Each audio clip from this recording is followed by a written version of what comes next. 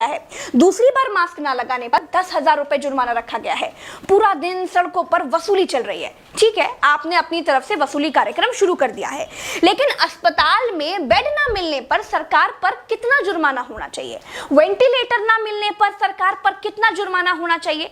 Corona test ना होने पर सरकार पर कितना जुर्माना होना चाहिए? शमशान में मुर्दा जलाने के लिए लकड़ियां ना होने पर सरकार पर कितना जुर्माना होना चाहिए? शमशानों में दिन दिन भर मुर्दा जलाने की वेटिंग के लिए सरकार पर कितना जुर्माना होना चाहिए?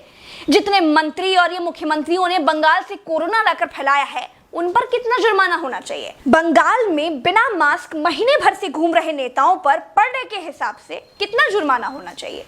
क्या सरकारों की कोई जवाबदेही बची है देश में? क्या सरकारों से सवाल पूछने वाला बचा है कोई देश में? क्या कोई पूछ सकता है कि 1 साल से देश कोरोना महामारी झेल रहा है, आपने पूरे देश में कितने नए हॉस्पिटल बनाए हैं? अगर नहीं बनाए तो क्यों नहीं बनाए हैं? क्या कोरोना आपदा में घिरे देश को 1000 करोड़ के नए संसद भवन की जरूरत थी? क्या देश को 300 करोड़ के नए बीजेपी दफ्तर की जरूरत थी? क्या देश को तत्काल 1100 करोड़ के राम मंदिर की आवश्यकता थी? मंदिर के लिए चंदा मांगा जा सकता है तो हॉस्पिटल बनाने के लिए भी सरकार चंदा मांग सकती थी, लेकिन अस्पताल बनाने की नीयत नहीं थी। मूर्ति बनाने की नीयत थी तो बना दी। सरकारों ने अस्पताल नहीं बनवाए। क्या इस देश की पब्लिक सरकारों पर कोई जुर्माना लगाएगी? क्या कोरोना आपदा में देश को कुंभ सजाने की आवश्यकता थी? क्या देश को कोरोना महामारी के बीच बंगाल चुनाव में रैलियों की आवश्यकता थी? नहीं थी। देश को अस्पतालों की, डॉक्टरों की, कोरोना की दवाइयों की जरूरत थी। कुछ दवाइयां बनाई भी तो वाहवाही के चक्कर में विदेश भेज दी।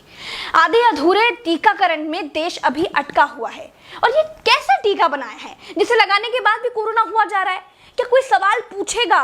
चीन ने कोरोना को फैलाया और पूरी तरह से कंट्रोल कर लिया। अपनी जीडीपी में रिकॉर्ड बढ़ोतरी कर ली। चीन से सब कुछ तो ले ही लिया है, सीख भी ले लो।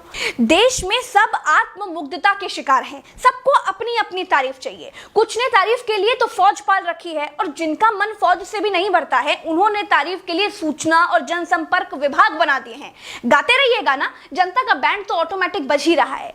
जिनके अगल बगल से कोरोना से लाशें नहीं उठी है ना, वो मेरी बात को नहीं समझ पाएंगे। जो कोरोना की पीड़ा से गुजरे हैं, जिन्होंने कोरोना से मरे हुए लोगों को शमशान में जलते देखा है, जिन्होंने कतार में लंबी लाशें देखी हैं, वो जान जाएंगे कि मैं क्या कह रही हूं और क्यों कह रही हूं। चलते हैं। राम राम, जय हिंद, दुआ सलाम।